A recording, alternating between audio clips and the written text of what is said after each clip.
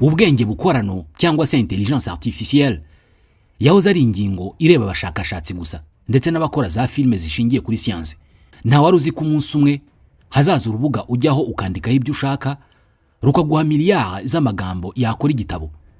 Nta wari uzi ko hashobora kuzaza kamera igufotorera inyaruguru i Kigali bakamenya ko warengeje umuvuduko mu muhanda. Ako kanya bagahita banaguca amande y'iryo kosa ukoze, ukakira ubutumwa kuri telefoni yawe. Ako kanya ngubwo ubushobozi bwa intelligence artificielle cyangwa se artificial intelligence.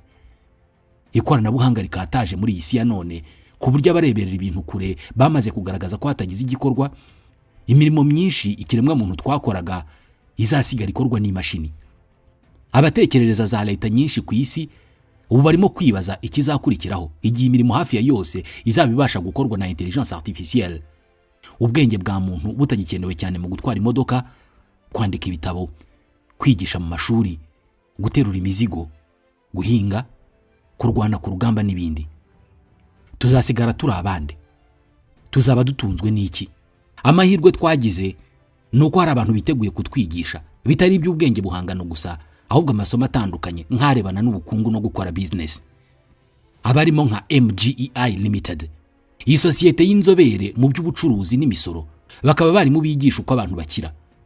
MGEI Limited ni sosiyete y'inzobere mu by'ubukungu zitanga amahugurwa n'ubujyanama ku misoro cyangwa taxation, uko bakoresha EBM, ibaruramari cyangwa accounting, ubugenzuzi bw'imari cyangwa auditing, corporate management cyangwa imicungire y'ibigo, imicungire y'ishoramari cyangwa financial management, gutegura imishinga no kuyicunga project management, ndetse n'imicungire y'abakozi.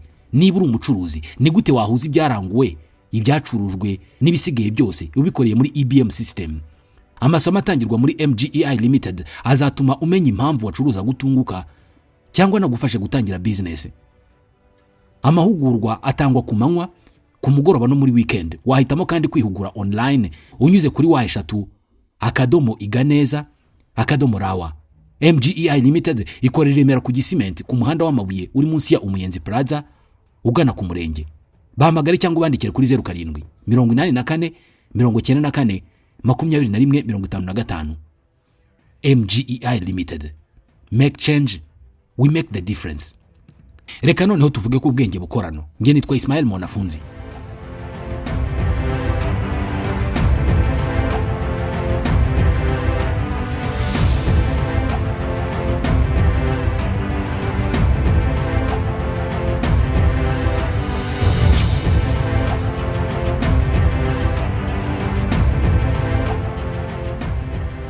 Ibinyejana by'imyaka birashize, ubukungu bw'ikiremwa muntu bwubakiye ku murimo uyu uturutse mu mbaraga ze n'ubumenyi bw'umutwe we. Ubu rero uyu munsi birasa naho ibingibi nta kintu bikivuze kinini. Ubanza abahanga ku isi barimo kuvuguruza ryahame Imana yahaye Adamu na Eva ko tuzarya twiyushya kuya. Hari raporo y'ubushakashatsi bwakozwe n'ikigo McKinsey bugaragaza ko mu mwaka wa 2030, no kuvuga ejo bundi mu myaka iri imbere, mu mirimo yose iri ku isi igera kuri 30% izabikorwa hifashishijwe imashini n'ikoranabuhanga. No kuvuga ko nta bwenge n'imbaraga bya muntu bizaba bigikenewe. Iyo 30% tuvuga ni imirimo igera kuri miliyoni 300. No kuvuga ngo abantu miliyoni 300 bazaba bashobora gutakaza akazi kubera ko ikoranabuhanga isigezeho rizaba ribasha gukora ibyo bakoraga. Banki y'Abanyamerika yitwa Goldman Sachs igaragaza ko mu myaka mikiri imbere artificial intelligence izaba ifite ubushobozi bwo kuvana mu kazi 2/3 by'abakari mu uyu munsi, ndetse hafi 7% by'imirimo dufite ku isi abayirimo bazasimbuzwa nta kabuza. Hari umusenateri wo muri Leta Zunze Ubumwe za Amerika, Bernie Sanders, aherutse kuvuga ko ibi bihe turimo ari bw'ikiremwa muntu kigiye kubaho nabi kubera ko cyugarijwe n'imashini zishaka kukivana mu kazi.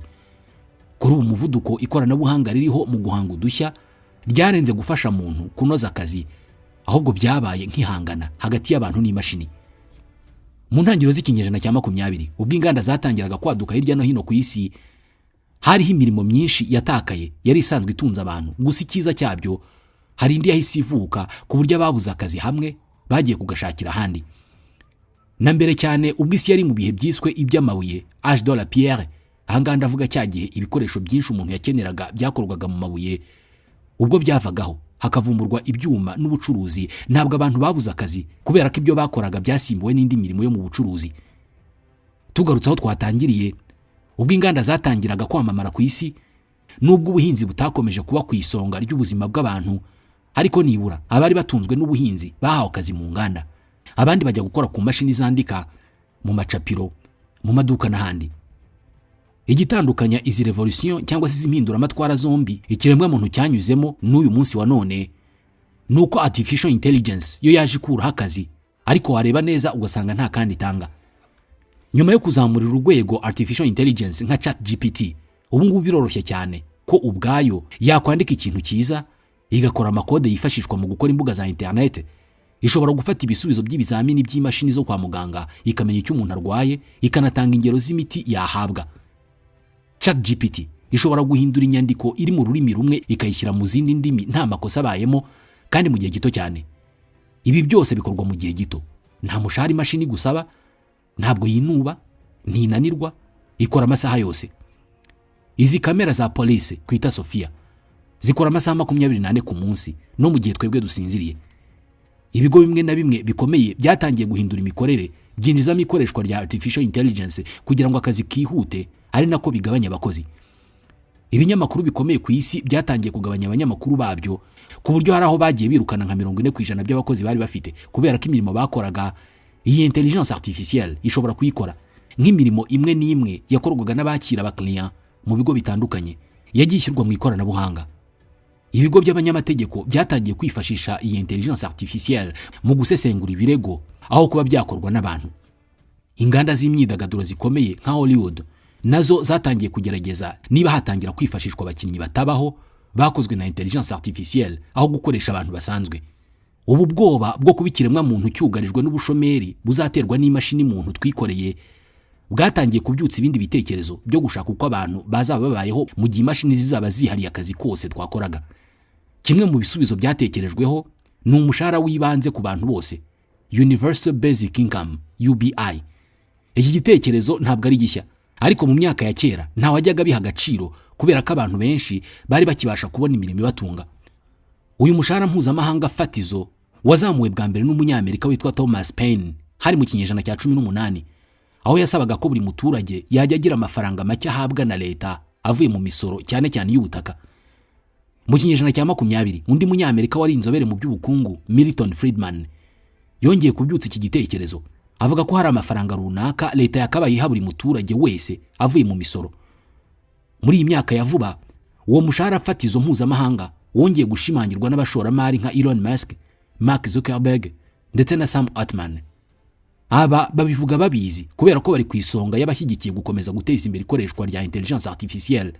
Barabibona ko igihe kizagera imirimo myinshi iduha amaramuko ikavaho. Umuryango mpuzamahanga ushinzwe kurwanya ubukene Oxfam wagaragaje ko mu mwaka wa 2025 sosiyete za mbere zahanze intelligence artificielle zari zihariye ubutunzi bwa miliyari 400 by'amadolari ku isi yose. Iyo ufite amafaranga niyo uyobora uko ibintu bigenda. Senateur Bernie Sanders yavuze ko intelligence artificielle yabaye ubucakara bushya aho abatware bakoze imashini zikorera amafaranga, twebwe abaturage basanzwe tukaba tumeze nk'abafana bareba uburyo abakire barushanwa gukorera amafaranga. Universal Basic Income ni umushahara abahanga basaba ngo ikiremwa muntu kizabashe kubaho n'igihe imirimo yose izaba yarahagaze iri mu maboko ya intelligence artificielle n'amarobo. Hari ibihugu bimwe na bimwe byatangiye gutekereza no kugerageza uko bizaba byifashe igihe umushahara fatizo uzaba utangiye gutangwa. Nko mu mwaka wa 2017 Finlande yatangiye igerageza aho abantu 2,000 b'abashomeri bahabwaga amayero 560 buri kwezi. Nyuma y'umwaka basubiye gukora ubushakashatsi kuri abo bantu, basanga hejuru yo kuba byarazamuye imibereho myiza yabo, byaranabahaye imbaraga zo kurushaho gushaka akazi bashishikaye. Umuryango Give Directly muri Kenya uri mu igerageza ry'imyaka 12 mu byaro birenga 290 byo muri Kenya. Habo bantu batoranyijwe bahabwa amadolari 22 buri kwezi yo kubafasha kwivana mu bukene. Umusaruro w'ibanze wamaze kugaragara. Ayo mafaranga biragaragara ko atapfuye ubusa. Mu gihe benshi batekerezaga ko abaturage bahabwa ayo mafaranga bazarushaho kuba banebwe, ngo ahubwo byarushijeho kubafasha gutekereza kure no kwihangira imirimo, ku buryo bamwe batangiye gushinga ubundi bucuruzi, amaduka n'ibindi, kandi ubuzima bwabo bwo mu mutwe bumeze neza kurusha mbere bataratangira guhabwa ayo mafaranga. Ibi nibyo bitanga icyizere ko umunsi leta zatangira gutanga wa mushahara fatizo mpuzamahanga ku baturage bazo, ubwo intelligence artificielle izaba imaze kugira benshi abashomeri, bishobora kuzatuma abantu bavumbura ibindi bintu byo gukora aho kuba banebwe. Igisigaye ni ukumenya niba iyo misoro izatunga abantu izabitangwa n'amarobo cyangwa se niba izabitangwa n'ibigo bifite izo intelligence artificielle mu nshingano. Nko mu 2004 inteko ishinga amategeko y'Uburayi yatangije umusoro mushya wiswe robot tax uzajya ucibwa societe zose zizajya zizana ikoranabuhanga risimbura abantu mu kazi. No kuvuga ko ikoranabuhanga uzanye muri kompanyi yawe rigatuma abantu 100 birukanwa mu kazi, uzajya ucibwa umusoro w'iryo koranabuhanga uzafasha leta kwita kuri ba bantu wirukanye. Nubwo ibyo bitekerezo byose bihari, abakora intelligence artificielle bo ntabwo basinziriye, bayongerera ubushobozi uko bwije nuko bukeye. Nko mu bijyanye n'ubwikorezi bw'ibicuruzwa, societe nka Amazon yamaze kwinjiza ikoranabuhanga mu kazi kayo ku kigero cya 75%. Ibigo by'ubushakashatsi mu buzima nka AlphaFold bivuga ko kubera kwifashisha intelligence artificielle byagabanije miliyari na miliyari zajya gatangwa hakorwa ibikoresho byifashishwa mu gusuzuma. Ibinyamakuru nka Reuters na Bloomberg hari inkuru nyinshi bisigaye byandika zitanditswe n'abanyamakuru b'abantu kubera ko intelligence artificielle ari izandika. Mu burezi hari amarobo na intelligence artificielle byatangiye kwifashishwa hirya no hino mu guhugura abanyeshuri mu gihe bavuye ku ishuri. Nubwo iterambere ry'ikoranabuhanga rikataje, hari ikibazo gikomeye gikomeje kwibazwa. Mu gihe intelligence artificielle ikomeza kuvugururwa no kongererwa imbaraga ngo irusheho gukora neza, ikiremwa muntu cyo kirushaho gufatwa nkaho ntacyo kimaze, nkaho ubushobozi bwacyo bwarangiranye n'igihe. Ubu ngubu haje imashini zihuta mu gutekereza no gushyira mu bikorwa. Senator Sanders avuga ko bihangayikishije cyane, aho mu gihe isi irimo gutera imbere, ikiremwa muntu cyo kirushaho kwerekwa ko kidakenewe. Abahanga mu by'ubukungu bavuga ko mu mwaka wa 2030 ku isi hose hazaba hari abantu miliyoni 800 basanganywa akazi, bazaba basabwa gushaka akandi kazi. Ako kandi basabwa gushaka ariko nako nta kazaba gahari. Inama mpuzamahanga y'ubukungu World Economic Forum iheruka kuvuga ko nubwo hari abantu miliyoni 85 bazabura akazi burundu, ngo hari abandi miliyoni 97 bazabona kandi kazi kubera ko hari imirimo intelligence artificielle cyangwa se ubwenge buhangano buzafasha mu guhanga. Gusa ikibazo nuko imyinshi muri iyi mirimo izabisaba abahanga mu bya mudasobwa n'ikoranabuhanga. Iri hangana mu by'ubwenge bukorano kandi bivugwa ko rizatuma ibihugu nka Leta Zunze Ubumwe za Amerika, Ubushinwa n'Ubudage n'ubundi byashoye imari nyinshi muri ubu bwenge bukorano bizakomeza kwikubira ubukungu bw'isi, mu gihe ibihugu byarwarizaga ku mirimo isanzwe y'amaboko byo bizananirwa kubaho. Loni itanga umuburo ko hatagize igikorwa, ubu bwenge bukorano cyangwa se intelligence artificielle twishimira uyu munsi bushobora kuzarushaho kwagura icyuho kiri hagati y'abakene n'abakire kurusha ikindi gihe cyari cyo cyose cyabanje. Nko muri Afrika aho 70% by'urubyiruko bakora imirimo isanzwe yibita itanditse cyangwa se banyakabyizi, mu gihe imirimo myinshi izabikorwa n'amarobo, benshi bazisanga mu bushomeri bukomeye cyane abakoraga mu mirimo yo gutwara abantu n'ibintu, ubuhinzi, amabanki n'ibindi. Icyakora ibihugu biri mu nzira y'amajyambere nabyo bigirwa inama yo kwirwanaho, bigatangira gushaka uko byinjiza intelligence artificielle mu mikorere yabyo kugira ngo bizabashe guhangana n'ahazaza. Nk'u Rwanda ruri mu bihugu bya mbere byashyizeho politike yihariye igenga intelligence artificielle cyangwa se ubwenge bukorano kugira ngo yinjizwe mu kazi ka buri munsi hakiri kare, abantu bayimenyere, bamenye ibyishoboye n'ibyidashoboye, bavanamo amahirwe, ariko services zihutishwe. Ibihugu nka Kenya, Nigeria na Afrika y'Epfo nabyo byatangiye gahunda zo gutangira gufasha abantu mu kubongerera ubushobozi mu by'ikoranabuhanga, bakanahabwa amafaranga make yo kwifashisha, cyane cyane abakomeje kubura akazi kubera ikoranabuhanga ririmo ni AI cyangwa se intelligence artificielle. Ikigaragara nuko iterambere rya intelligence artificielle cyangwa se ubwenge bukorano nta uzarihigika. Niyo mpamvu wa mushahara fatizo mpuzamahanga ibihugu bisabwa kwishyura abaturage babyo ukomeje kugarukaho. Nko muri Leta Zunze Ubumwe za Amerika, muri California hatangiye igeragezwa aho abantu 125 batoranyijwe, buri umwe ahabwa amadolari 500 ku kwezi. Abatangiye kuyahabwa bagaragaje ko byabateye kurushaho kugira ubushake bwo gushaka akazi. Muri Canada mu myaka yashize mu mujyi wa Ontario habaye irindi gerageza, abantu batangira kujya bahabwa amafaranga buri kwezi, nubwo byaje guhagarara. Abahabwaga ayo mafaranga bagaragaje ko byatumye barushaho gutekana no gutuza mu mutwe. Icyo byerekanye nuko iyo abantu bafashijwe kubona mikoro, babona umwanya uhagije wo gutekereza byagutse kandi bisanzuye, bakaba bahanga udushya. Umwanditsi Rutger Bregman mu gitabo Utopia for Realists avuga ko umunsi hazaba hashyizweho umushahara fatizo mpuzamahanga UBI bizafasha ikiremwa muntu kubaho ubuzima bufite intego, aho gushakisha imirimo y'ampemuke ndamuke itajyanye n'inzozi zabo cyangwa se itabajyana ku buzima bifuza kubamo. nubwo ibi bitekerezo by'uko ikiremwa muntu kizabaho mu gihe intelligence artificielle izaba yatwaye akazi kenshi biri mu mitwe y'abashakashatsi, hari abanyapolitiki hirya no hino ku isi bo basa n'abagisinziriye ndetse n'abagerageza kugira icyo bakora. Iri koranabuhanga ribari imbere imyaka myinshi. Muri uyu mwaka inteko ishinga amategeko ya Amerika yatangije umushinga w'itegeko wiswe Automation Impact Bill, usaba ko habaho ubushakashatsi bwo kumenya ibizaba bikenewe igihe umushahara fatizo mpuzamahanga waba ngombwa nuko uzajya utangwa. Ibihugu nka Espagne kandi nabyo byatangije gahunda yo guha amafaranga y'ifatizo abantu bagiye babura akazi kubera ikoranabuhanga. Hari abadashyigikiye uwo mushahara bavuga ko hari leta zishobora kuzawihisha inyuma kugira ngo zisinzirize abaturage ntibamenye ibigezweho n'ibyo abanyapolitike bakora, maze abanyapolitike n'abashoramari bagakomeza kwigwizaho imitungo rubanda yicaye mu rugo itegereje imishahara ihabwa itakoze.